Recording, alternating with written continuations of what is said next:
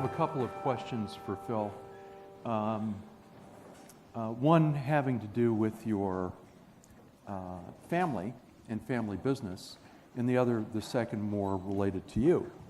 And then give some thought to questions you would like to ask either me or Phil, because after these two, I'll open it up, okay? Phil, your family has migrated from one type of business into another, et cetera, over the generations. And your ancestors here have not been shy about launching into new things, right? And so to some extent, your story, the fourth chapter of this DeSerres story, has a kind of a consistent ring. And, but I'm wondering, even though you've shifted as a family from one business activity into another, what about the values of the family and the family business? To what extent have those also shifted or remained core to what you do?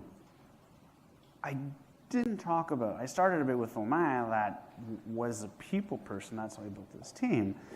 But Roger also put in place pensions for his staff, when pensions at the time were unheard of. He put benefits for his staff, and something that's still dad to this day, cost nominal egg, but it's still worth it, because his job is to take care of employees. And so that has followed through. Now, I hope I have that, but I have a team of myself and my partner, so we're not a big team. And but we're all in people businesses. Yeah. Every single one of us in this room are in people businesses, whether we like it or not. We can't do it all on our own, and we need to get the most out of the people that we work with. And by doing that is by leading them, by encouraging them, by supporting them, but also by taking care of them. Yeah. So that orientation to employees, to people in general, you feel that? Absolutely. Still. Yeah. And every generation has... So Grandpapa used to say that if we succeed in a business, we have to help people succeed. And we have to take care of society, and that's our job. Yeah. If you've been privileged to succeed, well, you have to help them down the road so everyone succeeds. Right, right. And here's a question for you. You've moved out of the family business, not entirely physically, but administratively. Yep. And you've set up your own company in a place, and you've gone through this examination, Montreal, Vancouver. To what extent, I'd like for you to comment on one of the factors that I've listed as something we see where the new leaders today really think about their whole life and in an integrated way, as opposed to thinking even about balancing, but to make everything work around one's life. How does that fit for you? Well, it is important, because, and I'm going to actually steal something from my wife, and she says it's life-work balance. And they both have to fit together. And we've all been, I'm a skier, I love skiing. But she says life-work balance. Yeah.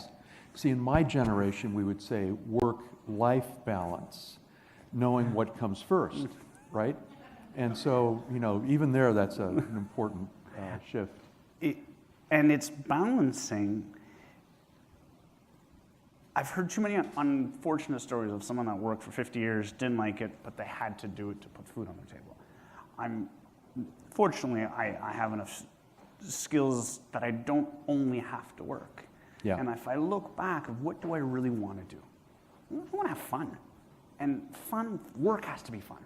But so is skiing, so is playing around on the water, so is getting out there, which doesn't only tie down to doing a 9 to 5. Now, I work hard on evenings, I work on weekends, but I also want to go play around in the snow. Right. So you think of it more as balance, which as opposed to your personal life is the core and work is around it, you really do think of these two things balancing. And again, Phil and I were talking this morning about, among other things, does Phil feel more like a Generation X or a Generation Y millennial? And this balancing metaphor is more like an X.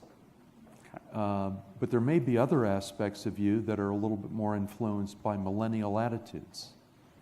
Can you think of any? You're the professor, right? Yeah, and I'm asking the question. Well, it does tie in a way that I am an X on one side because I remember a world without internet, but I was also very involved in its development. So I pick up things, and I see that with anyone roughly the same age, I'm in my mid-30s, that we just figure it out quicker. Yeah. And play around with it. Now, I'm not nearly as agile as my 17-year-old sister, who is much quicker at this. I still haven't figured Snapchat, but it's still that principle of other things. Yeah. And we just figure it out. Yeah. Let me ask the participants. Thoughts? Yeah, please. Margaret Jane.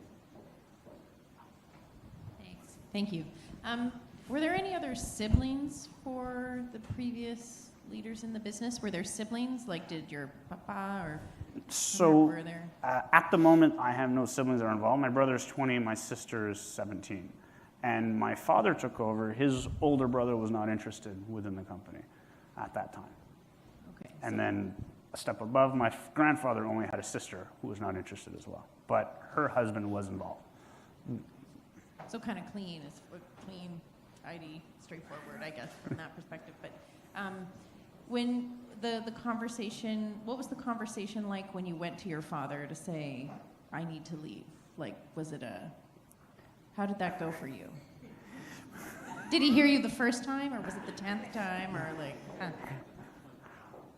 I hold for my mother on that side, where I can be very vocal.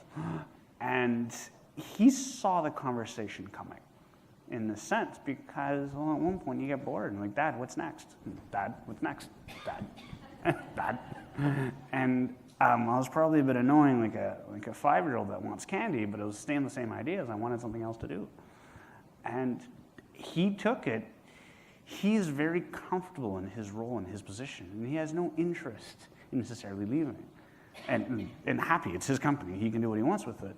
But that conversation was, well, I want to do something too. And that's where that conversation went. It wasn't a confrontation, but it's also the business and retail is in a challenging sphere. And would I necessarily be the best person or not to be in a senior management role within that company? That was a decision that we both made, that I didn't necessarily want to go back to Montreal, and he wasn't sure that he could give me something in Montreal. So between those two sides, it worked. Yeah. Yeah. Others? Please. Hi there. So in considering a leader's attributes, if you were to consider that there would be either builders or maintainers, and if you were to start at the top with the 4 generations, would you consider that all of you were builders, some of you were maintainers, and perhaps you were simply in the wrong stage of the business?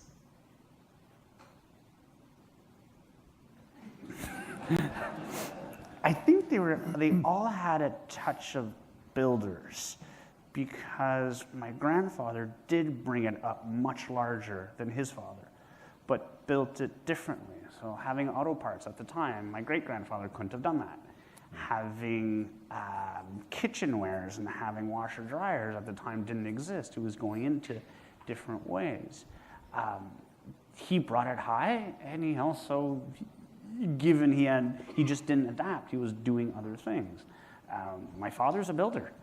He's an entrepreneur. When he picked up the business, he bought it with the 2 hardest things to have with a startup. He had a brand name, which was known widely in Quebec, and he had no debt. So he was a builder. He was fortunate. He got lucky, and he ran with it, but he grabbed the opportunity. So I think they were all builders in their own way. I don't think any of them maintained necessarily. And yourself? The jury's still out. Like one could argue that if you inherently are a maintainer, then you would be in a good spot to continue with family business. If you inherently are a builder, then it wouldn't be meeting any of your needs, and therefore you would need to leave. Sorry, could you speak slightly louder? Sorry,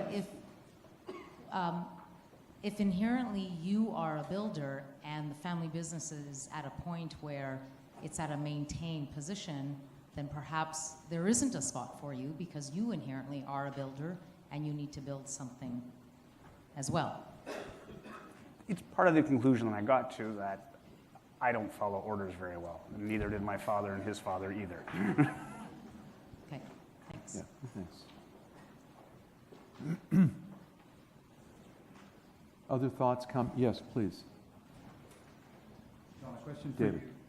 You mentioned that the elder generations are living longer, which you think is a good thing. Younger generation expecting authority earlier, so that creates a longer overlap or a greater period of tension.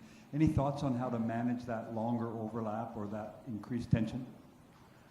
Well, there used to be more typically or more regularly periods where the older generation was ready to let go and the younger generation was ready to take over.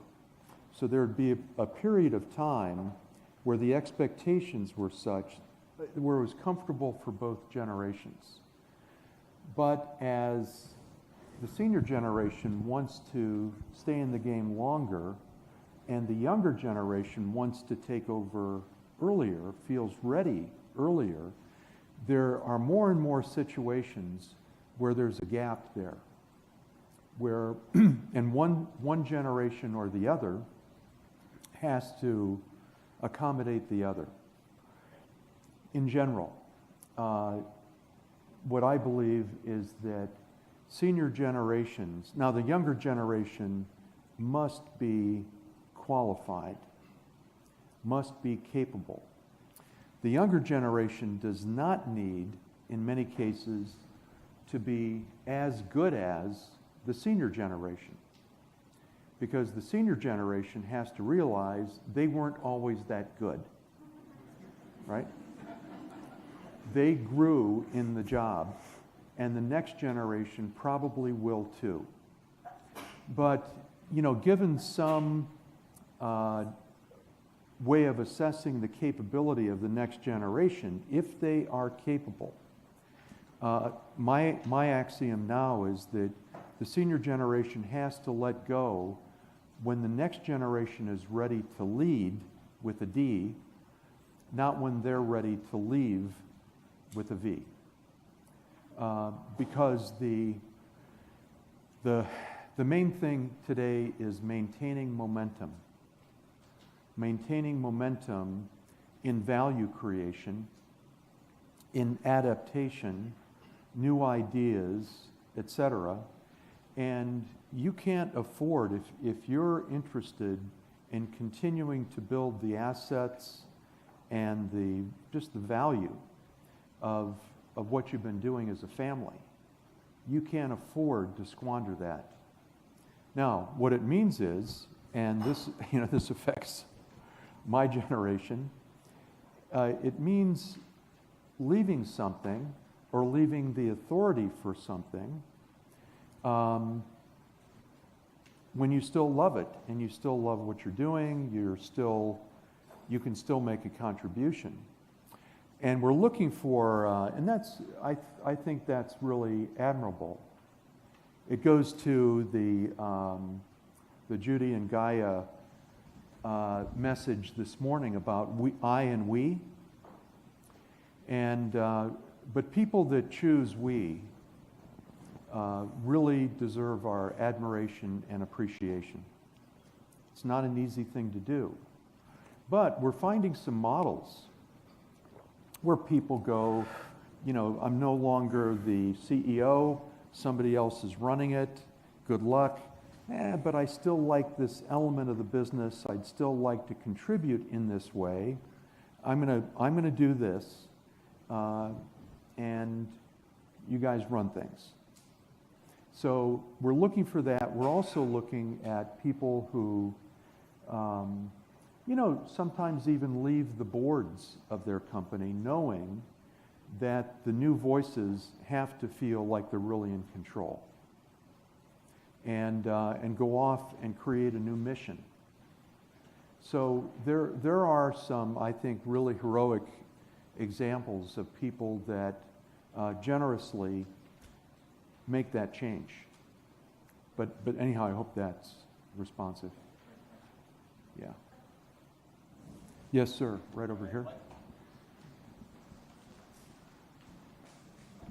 I'd like to ask a question that will tie both gentlemen, John and Phil, into this concept of the changing consumer trends over the years and through the generations.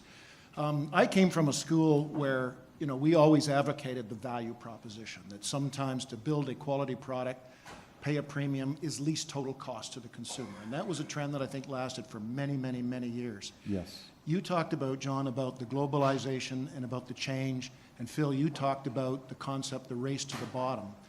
And I'm noticing a trend today, and this is not just one business, but everybody's business, what I'm calling the commoditization of the consumer process. But when you look at it in reality, have we given up by surrendering ourselves to internet shopping? And young millennials today, when they go out to shop, they've already done their research. They've gone to the internet, they looked at, they've evaluated. They go to a doctor and they're lecturing the doctor on methods and procedures and everything else. But is this a dangerous trend? I think this is my question for both of you about the changes in the consumer trend. Are we actually going and reducing value as a result of this commoditization and this modernization and the use of the globalization? And will there be a pendulum swing back to the value proposition? Let me answer it generally, and then you can handle it specifically. There is many industries now are experiencing the commoditization of their products. At the same time, and a lot of price pressure, there's no question about it. At the same time, we know that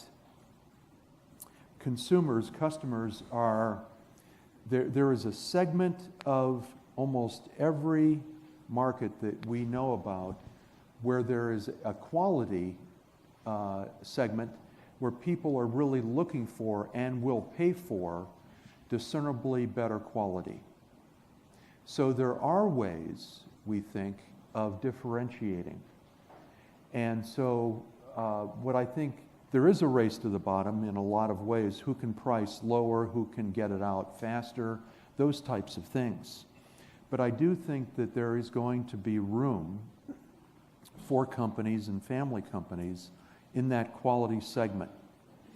And in my opinion, or my view is that family companies prefer, on average, to be in a more tailored, customizable product where they can innovate, make it better, and sell to people who will appreciate the workmanship that they provide.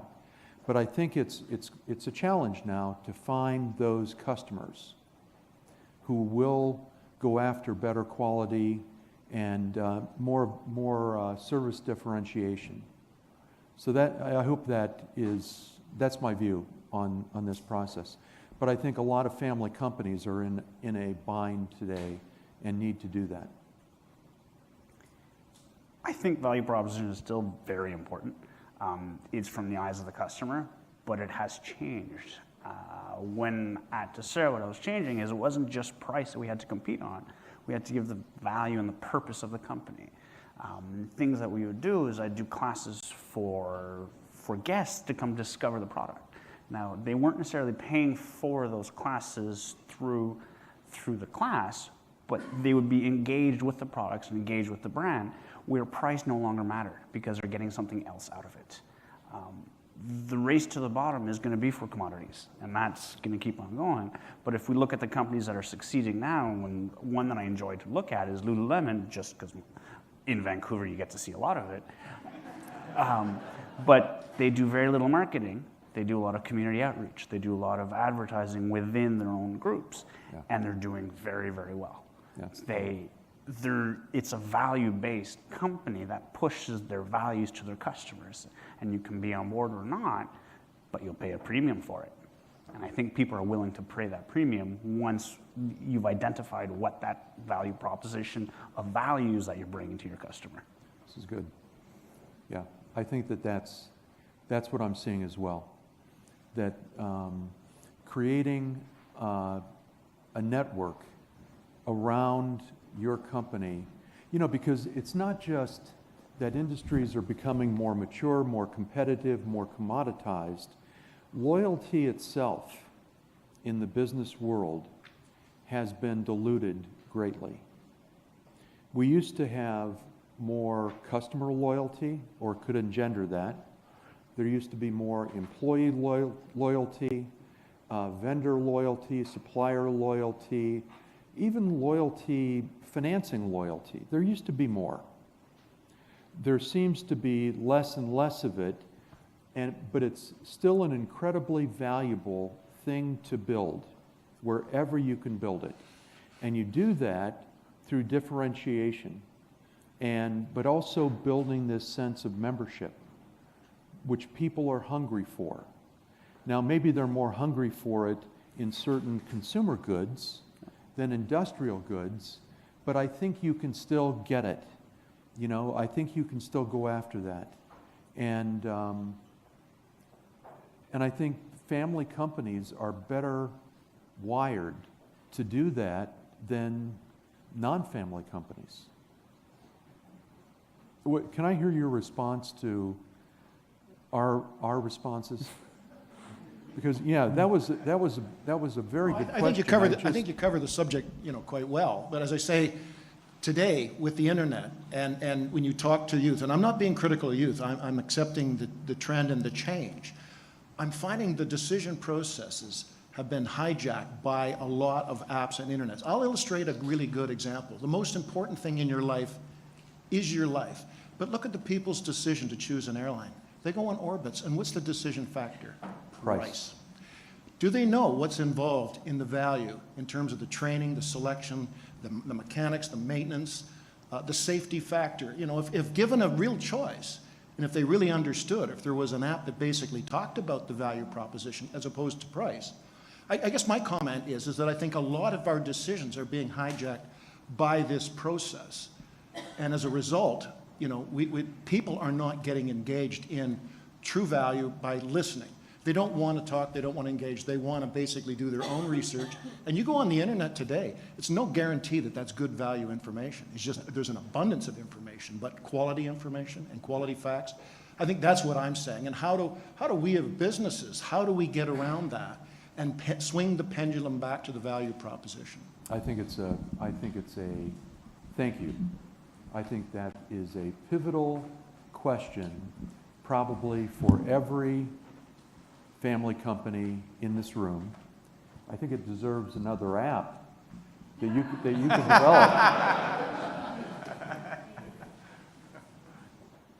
And that may be a serious recommendation. But I think you're right. And owners, management teams, boards of directors ought to be thinking about these things, talking about these things, experimenting, so you can get an edge again. Either that, or you have to, at some point, you have to say, I can't play this game anymore. Let me sell and move into something where I can get an edge. And those places they're out there, but they're typically in growth areas where differentiation matters. Yeah. Using that and using what we're into, the 21st century leadership, I think what we're talking about here is more about hacking humans, because that's what we're doing. It's not about this, because that's where we're going in the future and the disruption. So what would be the skill sets that we would need in order to bring people to be the 21st century leaders, and looking around us is what you talked about, the disruption, the globalization, the hacking of people, because that's what we're really doing at the end of the day, and trying to bring them to our side. So what are some of the skill steps we need to teach some of the younger generation that are coming not into the business, but are the consumers, but coming into the business as well? Are there specific things that we should be teaching them more than something else in order to deal with all of this that we're dealing with now? Yeah. Do you have some thoughts on that? I've got a couple, but I'd love to hear what you have to say. It's adapting to change, and I think it goes back to the basics of not being afraid to fail, and just don't fail big, but fail often, and eventually you'll get there. And I probably wasn't the best employee in a lot of the companies I worked for, but I just kept on trucking at it, and it brought me to the skill set that I did really well in the family business. And I wouldn't have gotten there had I had all the solutions, I had all the problems, and I just worked from there. Dad wasn't critical of me failing. He just took it and run with it. Well, what'd you learn? What'd that bring you? Okay, now what? And he'd figure it out. So I think failure is the beginning of the conversation, as long as you can get to the next steps. Yeah, and I see this as well, that in the, when you're in the process of developing next generation members who can really contribute, they may be wonderfully educated, have, hardworking attitudes, etc., but there's a lot to learn. And today, because businesses come and go pretty fast, a lot of businesses, a lot of industries are pretty temporary today. We don't know when they're going to necessarily go away, but we do know that they will change. And you need experimental people, family and non-family, but experimental people who are willing to try things. And so if you're going to try things, sometimes you're going to fail. Sometimes they work. And sometimes they work. And I'd rather have a younger person fail and learn on a smaller bet than to kind of play it safe, and then when they're more in charge, have to make bigger bets. So I think that the experimentation, the learning how to fail, learning how to learn from failure, learning how to get up again and go after good bets is key. I would add one other thing too, that in today's world, there are two mindsets that I think are fundamental in business. One is an operator mindset. The mindset that says, let's make it better, let's make it really great, let's innovate, let's tinker, whether it's a process or a product or service. And family companies, the families I've served for so many years, by and large are superb operators. And it's been shown in the literature, family companies are better, much better innovators than non-family companies. They just have this passion around making things better.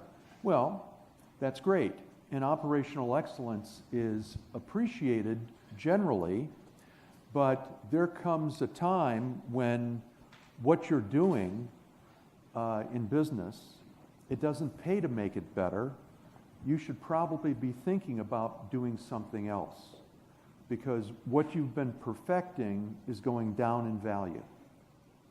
So to get some altitude, to understand, what is rising in value, what are opportunities, what's going down in value, you need to have an owner's mindset.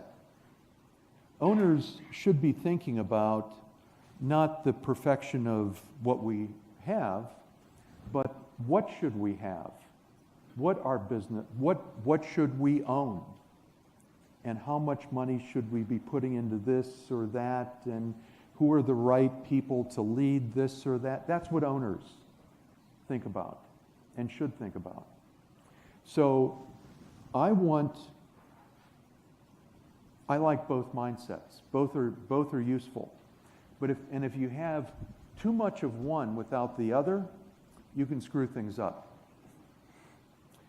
Getting the right proportion of both built into that next generation, I think, it's a challenge, but it's key.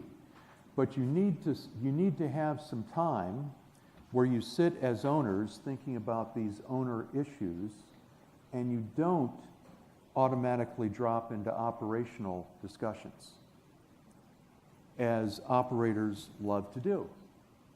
So, yeah, you need to be experimental, but even that experimental mindset, it's reflecting more of an owner approach. What else should we be trying here?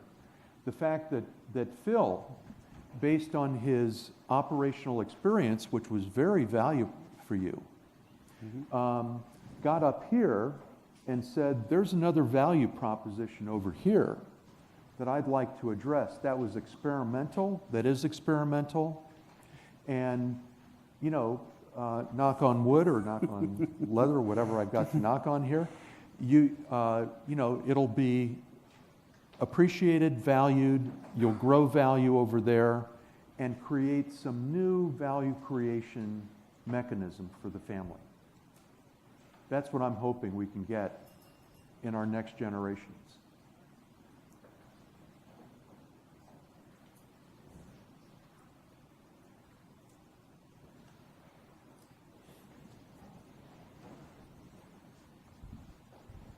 Thank you. First off, as a fourth generation company, you've obviously beat the odds. So congratulations to the DeSerres family.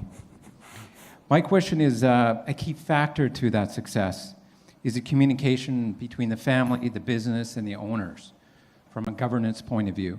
And I was just curious, do you have what formal structure or process do you have in place to make those decisions to have DeSerres being cutting edge, ahead of the competition?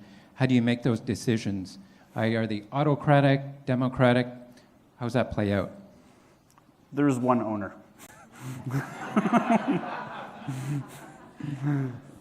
So Dad listens to the table, but the decision is always his. And every generation has been like that. And Dad taught me a lesson, I'll go back to this. Dad taught me a lesson when I was 5 years old. I was 8 years old at this one. You will never be the smartest person in the room. And as I cried and brought out my tears, and ultimately his point was surround yourself with the smartest people in each field and learn from them. And that's what he does. So he's not the smartest in the room, but he picks it up, and then from there he goes where he wants to go. And I look at my grandfather, did the same thing, and him before him.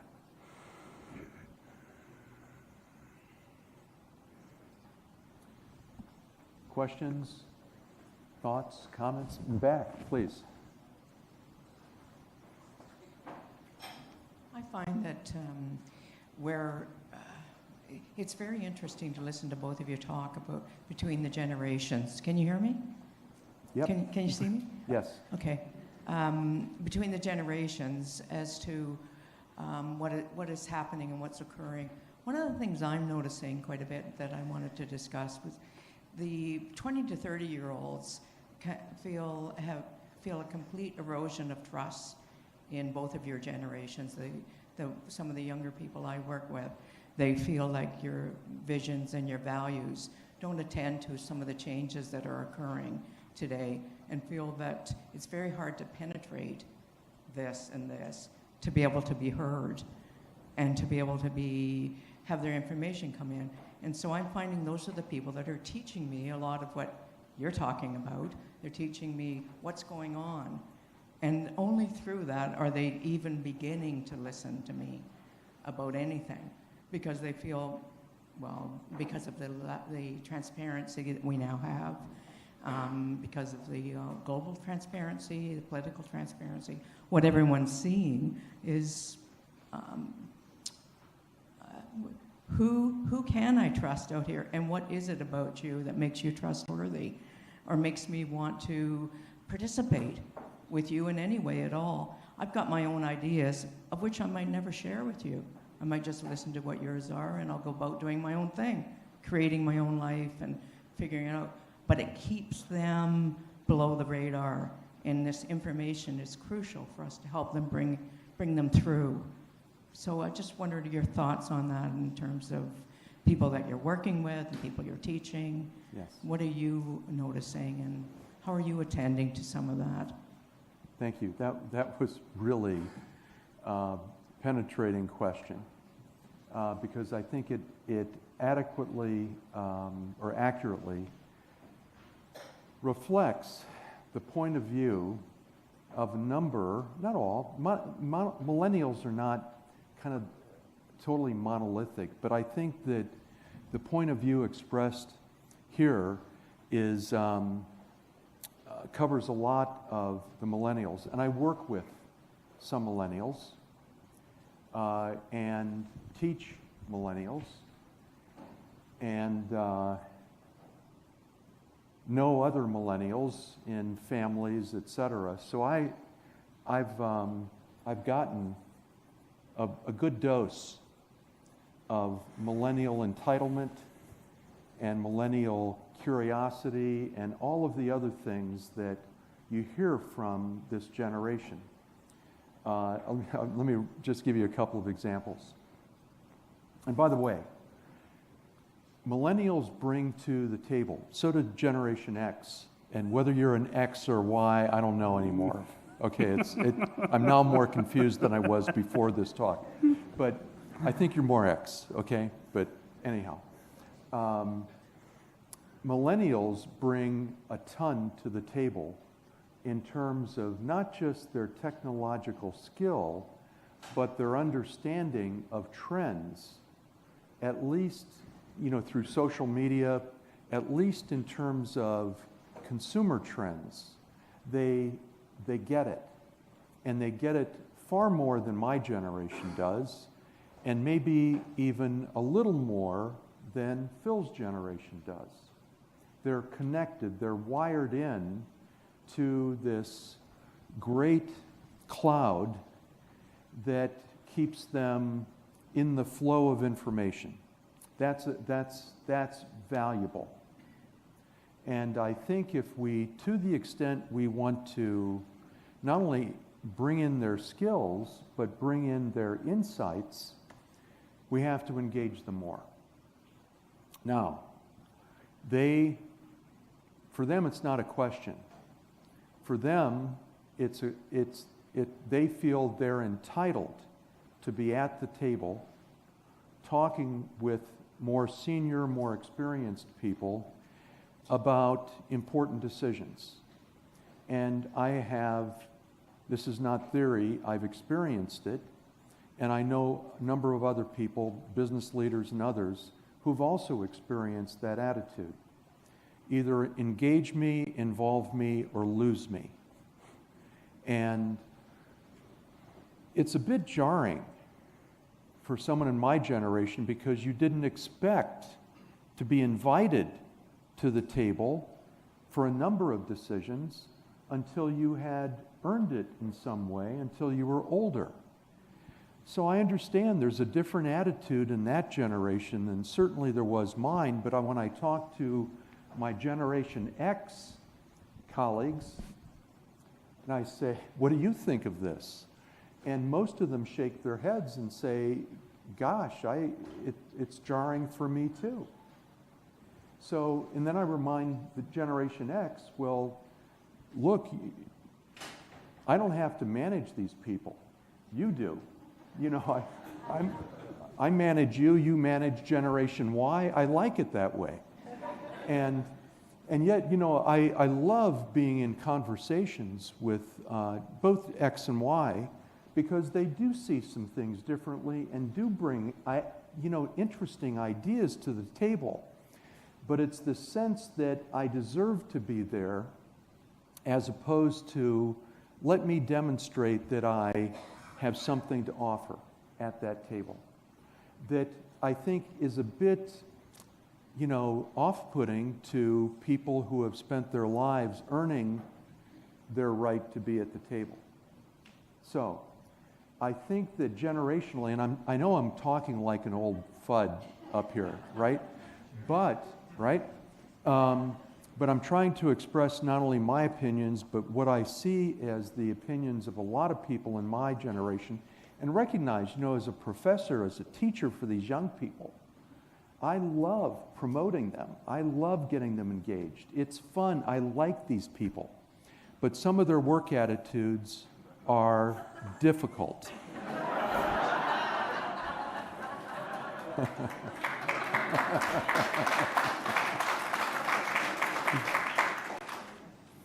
And eventually they're going to win. Right? They're going to live longer. There are a lot of them. They're a powerful voice. And, we've been watching to what extent will millennials adapt to our organizations, and to what extent will our organizations adapt to them. And we're seeing different shades of adaptation on both sides. Some organizations, like in Seattle and probably Vancouver, and parts of Boston, I've got to say, try to be a millennial organization and really form themselves, work patterns, et cetera, to what the millennials want. Others, more on the other side, are saying, nope, we've got to keep our hierarchies, we've got to keep this or that. I think that will mellow out. And then you've got a bunch of companies in the middle that are experimenting with engaging them more, but also educating them a little bit about the importance of experience and judgment. I'll finish with this. I promise I'll finish. I'm in Brazil a couple years ago, and I'm meeting with a group of, I think, 40 really cool millennials, kind of mid-30s down to mid-20s, something like that. And they're all doing interesting things. And they're in family companies, so, I'm the right person to come out. And we had a great conversation. And they were complaining. They were complaining that they weren't getting enough access to decisions and weren't treated like seniors yet. And one 25-year-old really made that argument very strongly. And I said, okay, well, what is it that you, as a younger group here, bring to the table that the seniors should appreciate? And they said, oh, yeah, and hands went up, and I was at the flip chart, and I wrote down like 2 pages of things that they bring to the table. And, they made sense. And then I said, okay, what is it that the senior generation brings to the table that you guys don't? That's right, silence. Silence. And I said, things that they're good at that maybe you don't have a lot of, or, I thought maybe they didn't understand the question. They understood the question. They couldn't think of anything. I wrote down maybe 2 things, and I said, look, if you want to work with anybody, senior, junior, anybody, and you want them to accept you and respect you, you've got to appreciate what they do that's done well, that you can learn from. You're saying that they can learn from you, I get it, but what do you have to learn from them? And that exercise really was eye-opening to me. Now, I think younger people in general, my generation, when we were young, we didn't exactly appreciate all of the great wisdom that our parents had, right? But of course, we were justified in thinking that, right? So, this is a life struggle, right? It's a life struggle. There's always this generational struggle over who should listen to whom. And we're in it again with you know, a generation that is very, very self-assured, I think. And God help us, and I'll keep studying it, and you guys will keep doing something about it, okay? Any last thoughts on this? Sorry to take up so much. So part of the question, I know, I'll take a minute, is we're asked to change the speed of business because we're going so fast. And the people that have the quickest access to the change that's happening are the younger generation because of how much we're reading, because of how much we're involved in technology. But we get to that position and we communicate that to senior management, parents and so on and so forth, and we're still too young to understand. So it's that mix between both of how do we bring these decisions, these ideas that we have, yet still have senior management understand that if, not necessarily everything we bring to the table, but if some of the things that we're not bringing to the table aren't listened to, respected, and brought forward, right, we're just going to go a different path. Yeah. Excellent. He's great. Thank you, Phil. Thank you, John.